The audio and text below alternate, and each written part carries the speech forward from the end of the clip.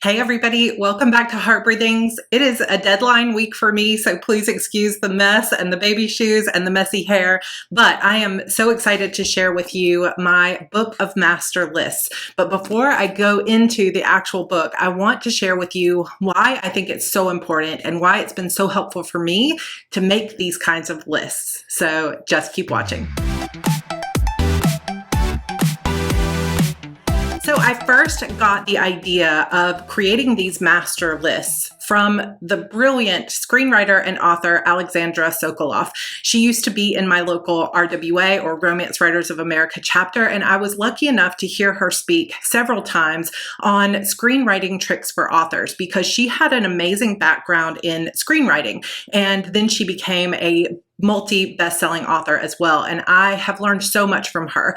I highly recommend, if you have a chance, to pick up her book, Stealing Hollywood: Screenwriting Tricks for Authors. I believe it's currently in Kindle Unlimited if you're in that program and want to read it for free, or you can pick up the paperback. I know at Amazon, probably elsewhere, but I know for sure at Amazon, so I will link that for you down below. So first of all, what am I talking about when I say master list? So this is basically, it can be anything you want it to be, but the idea is to create lists of your favorite things, your top 10 heroines, your top 20 books of all time that made you cry, your 20 favorite romance authors, your favorite kick-ass heroines, your favorite anime. You could go on and on. I included a list of ideas for your master lists in the brainstorming workbook from last week.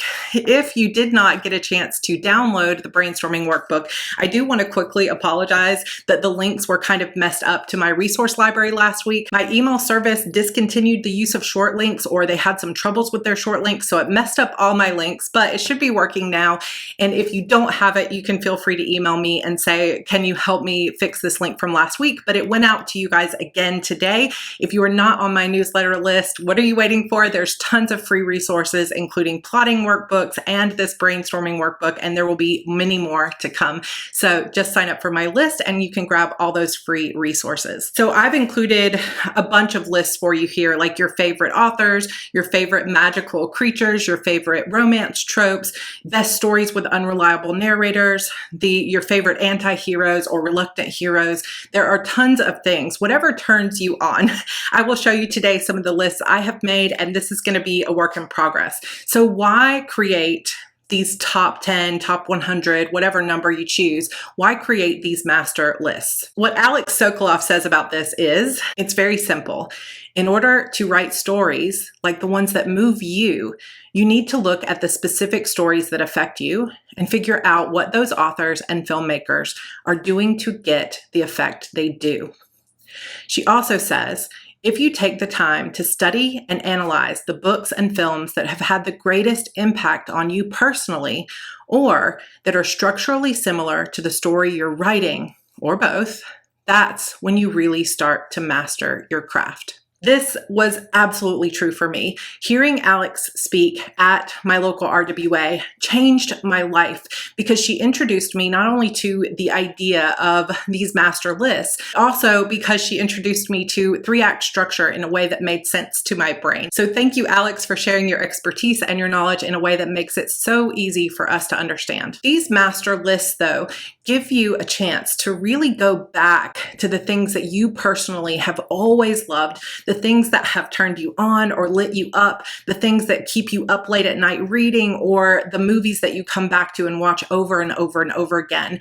It allows you to mine those memories, mine those treasures of movies, games, and all of that media that you have loved in your life so that you can analyze it and say, what is it about this that made me so excited? What is it that inspires me so much? What did I absolutely love about the way that author handled that type of heroine or that type of scenario or that world building? What did I love most about that?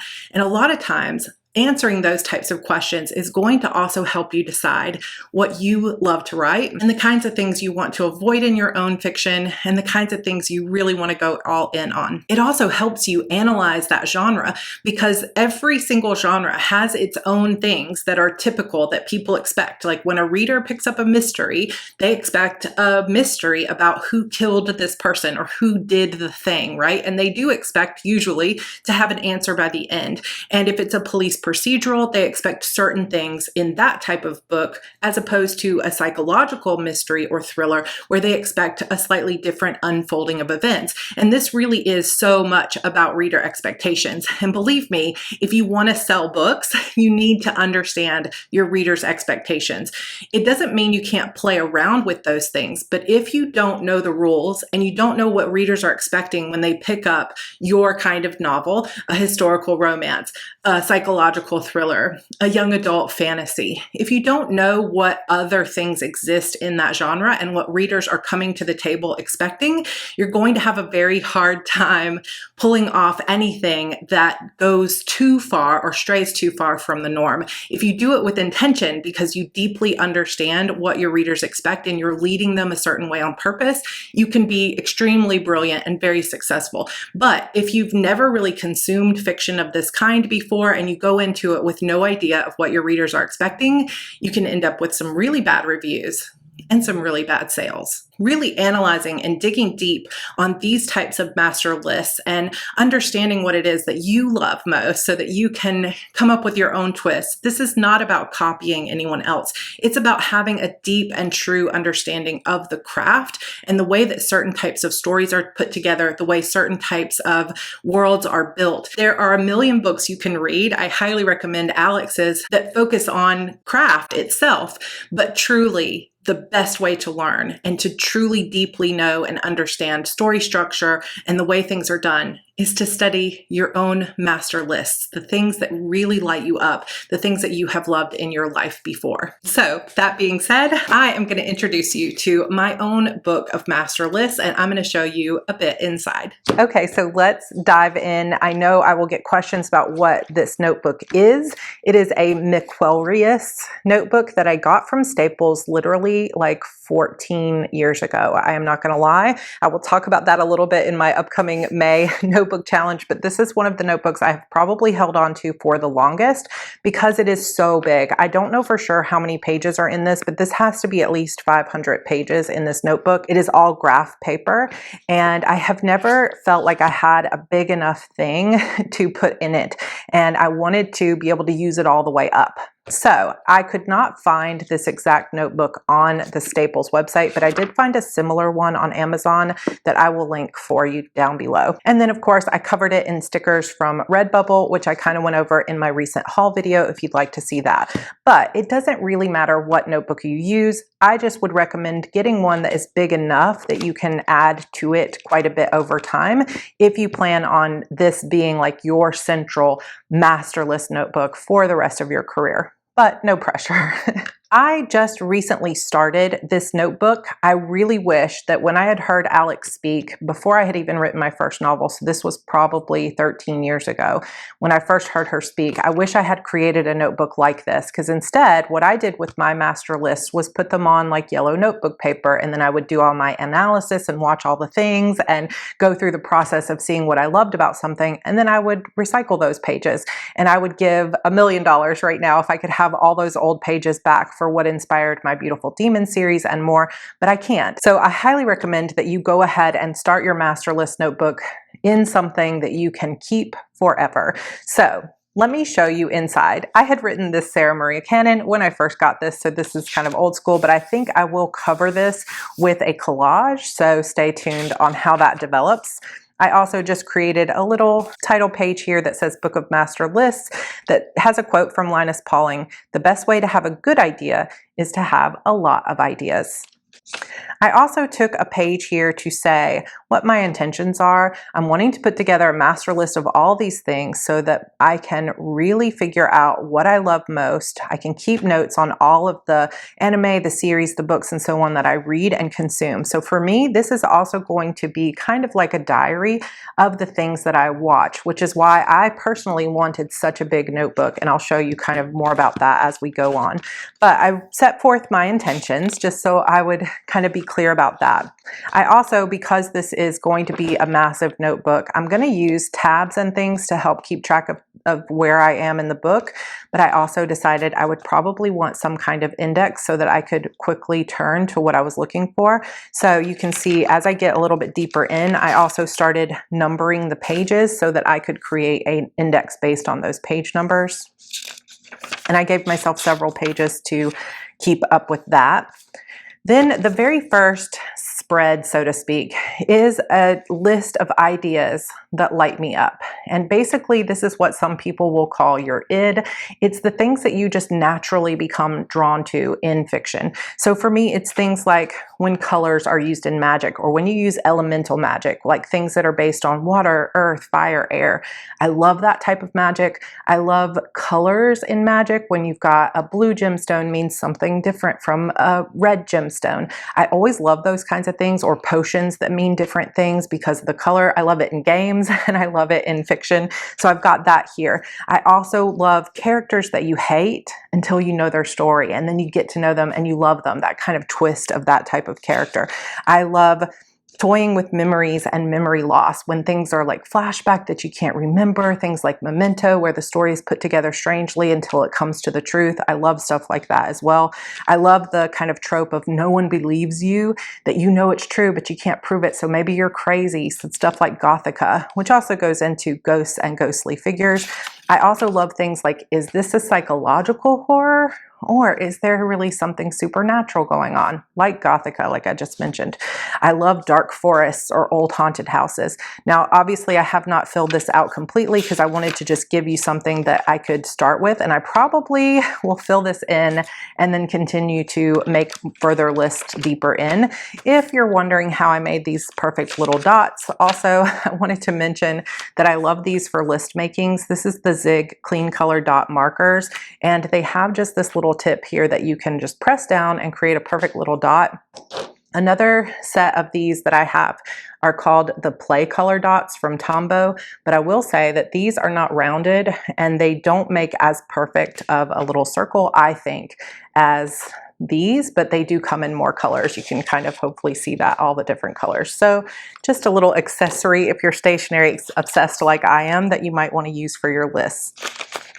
So I highly recommend that you make a list of the things that you're naturally drawn to, not tied to any specific series or anything like that. But if you just love any story about twins, or you love romances where it's enemies to lovers, and that's your favorite type of romance, put those things down, because that will help you understand what types of things you love most and may give you ideas for what you most want to write. I also have started my master list, and I'm going to add collages on the side, as well as probably some little notes here about why I loved some of these things that I loved. And so I also, throughout this, have started creating these little vellum sheets with images that I've gotten from the internet, just to kind of add some flair to my notebook. Of course, this is just extra, but it makes me happy. So top 10 zombie stories, for example. And some of these, like Left 4 Dead, are games. Some are television shows. No, I did not read the comic book, so for me it's a TV show. Some of them are serious. Some of them are funnier, like Shaun of the Dead. Some of them are books, Newsflash, or some of them are movies, like 28 Days Later.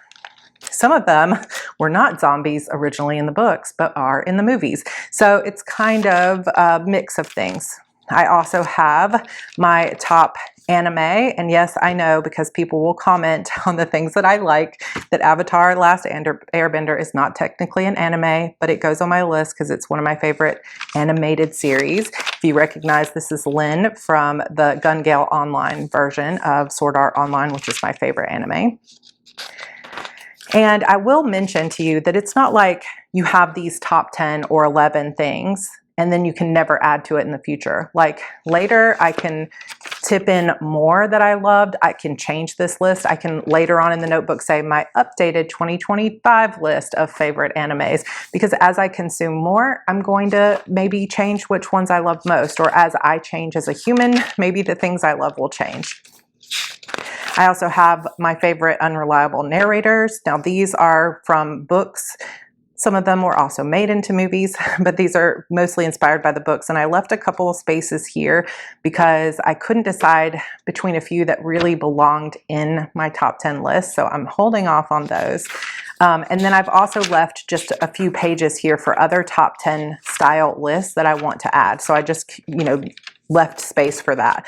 I also plan to make a spread about my favorite game of all time, where I met my husband and spent, I used to play this game like it was my job back when I was a school teacher and didn't have like all this marketing and promo to do in my life. It's a very different life and no kids.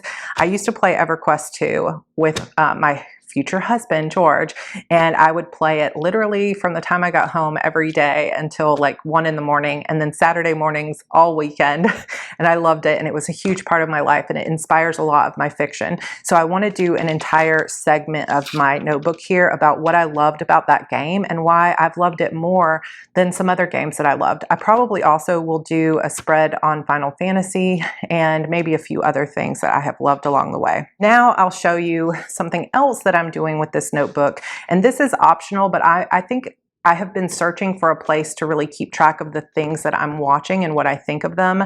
And I think this will be the perfect place, because then all of these notes will be kept in the same notebook. Now, if you had a smaller notebook, you could maybe keep what you're watching separate from the things that are your favorites, but I like this. So we started watching the show back when it was first airing, like, I don't know, gosh, early 2000s, maybe 2007, 8, I don't remember, 2010, but we stopped at season 5. So now we're finishing it up. So we watched season 6, season 7. I also recommend having some whiteout, because if you're like me, you're going to make mistakes. And we're currently watching season 8. So I'm going to mark some things that I liked about this show. I also have read some of the books, and so I want to kind of talk about what I like about this type of hero in particular. We also have been watching Lord of the Rings. We watched all 3 of these with our son Andrew, and so I was marking some of my favorite lines or moments. I also have a list here of the things from this series that really spark my imagination, things I would like to duplicate or replicate, I guess, in my own fiction. Like, I love ancient ruins with their own names, like castles that were destroyed that used to have their own name, or places of great power that have fallen into ruin. I really like this idea and would like to use it in more of my fiction. So also similar to the Wheel of Time, it starts out with this peaceful village, like life on the outskirts, these people that are very happy with who they are and their simple lives, where they don't really have a lot of outside interference, but adventure comes calling them away into danger. And I really like that kind of thing. So just those kind of ideas, keeping track of the tropes or the things that you loved most, the things that ignite your imagination and make you excited for what you could write in your own way, in your own fiction. So I've left more space to talk about that series. Then I also have created some wish lists here. So I have not only my favorite anime, but the anime I want to watch. So Black Butler is at the top of my list. I've been wanting to watch Fairy Tail for a long time. George has seen that one, but it's really long and I've just never had time, but it's on my list. Cowboy Bebop, Hellgirl, No Game, No Life, which is what this is from, and we're actually currently watching that. I also have an unreliable narrator wish list. If you have any suggestions, I will definitely be reading the comments over the next weeks or so. So if you have suggestions on your favorite unreliable narrators or anime you think I should absolutely watch, go ahead and leave those in the comments below. I have this quote that I took from Gone Girl, "Should I remove my soul before I come inside?" Amy Dunn. So I've got that, and I probably will just continue because I love unreliable narrators. Then we've got Avatar: The Last Airbender. Like I said, this is one of my favorite animated series. I know that many people say it doesn't qualify as an anime, which is fine, but we started watching this again on the 17th. to introduce Andrew, our almost 9-year-old, to the series, and he is really liking it. And they're only about 23 minutes, which is about how much time we have. So when we were watching Lord of the Rings, we had to watch it in pieces. So this, we can watch at least one episode every night. So it'll take us a little ways to get through it, but I think it'll be fun.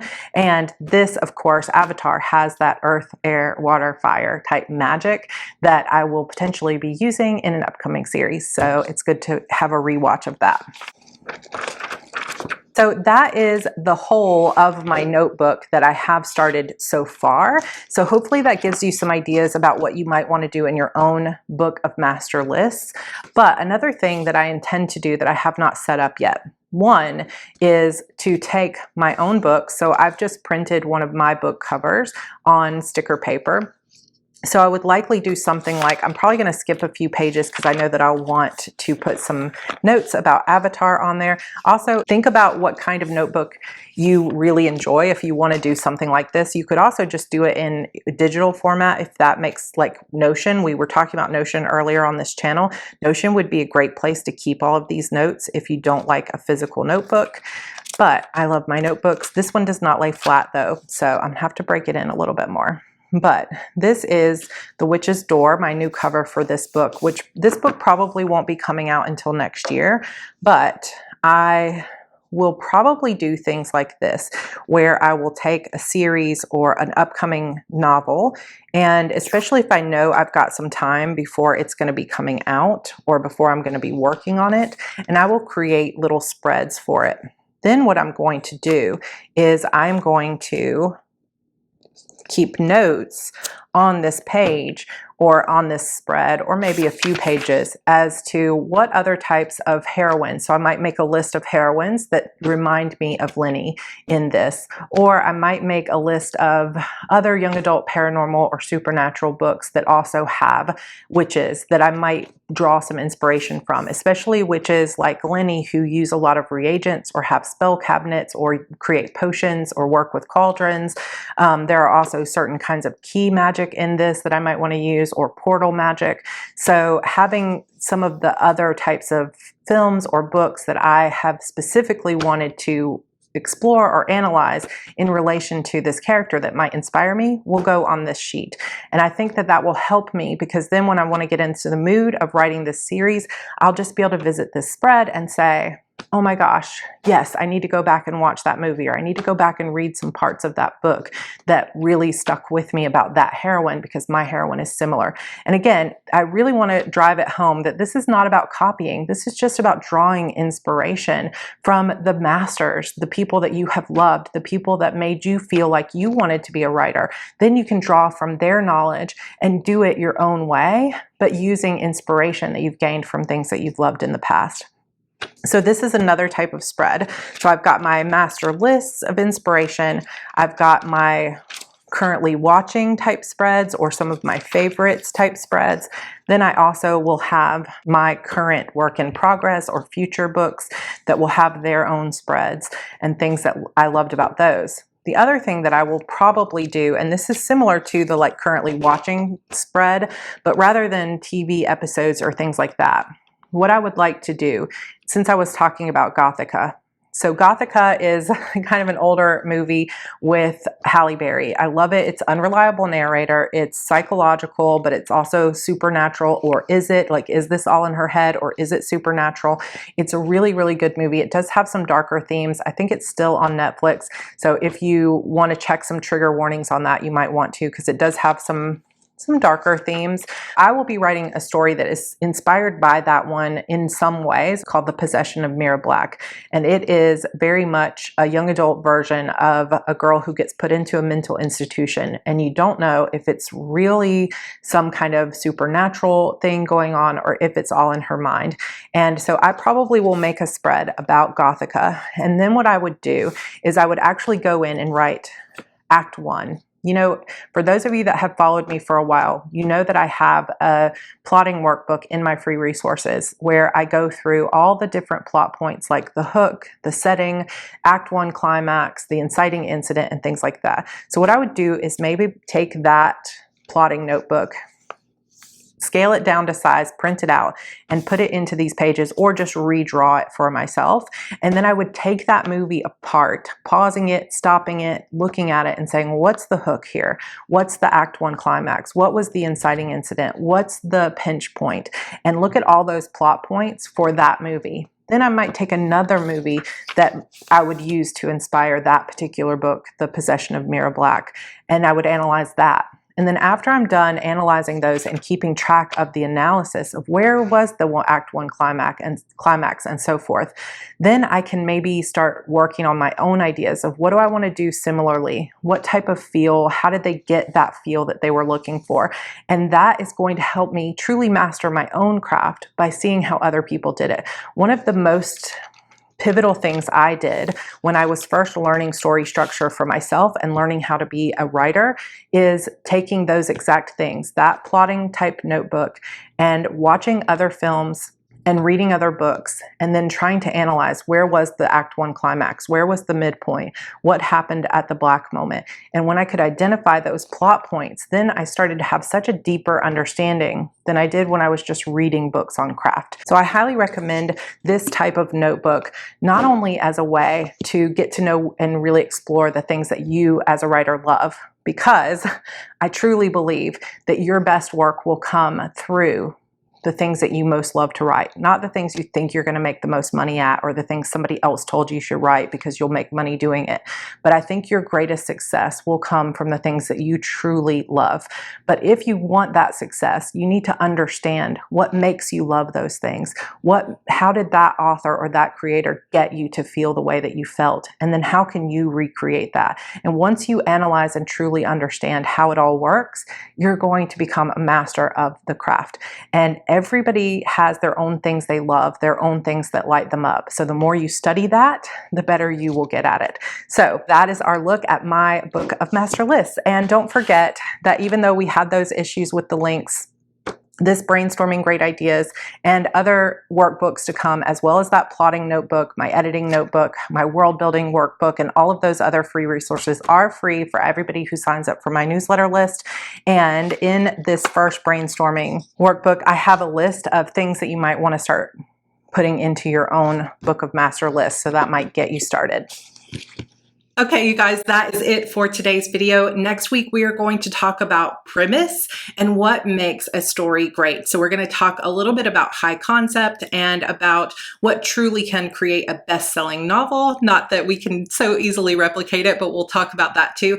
We have so many videos, at least 7 or 8 videos in this series. So I hope that you will like this video if you enjoyed it, and come on over and subscribe to our Hearties community. I would love to have you as a part of it. Again, if you sign up for my newsletter down below, you'll receive hopefully a correct link to download this brainstorming workbook. And there are, I don't know, 10 to 15 other resources there for you for free. So come join that newsletter list if you would like to. If you do create your own book of master lists, I would love for you to tag me over on Instagram. I know some of my links there have also changed. We've got link issues everywhere because I changed my username on Instagram. So it is now at Heart Breathings instead of Heart Breathings blog. So go follow me over on Instagram, and I would love for you to tag me with pictures of your new master list notebook. Thank you guys so much for being here. I hope you have an awesome week. If you'd like to follow along with my current deadline Write-A-Palooza, there will be a vlog coming up soon,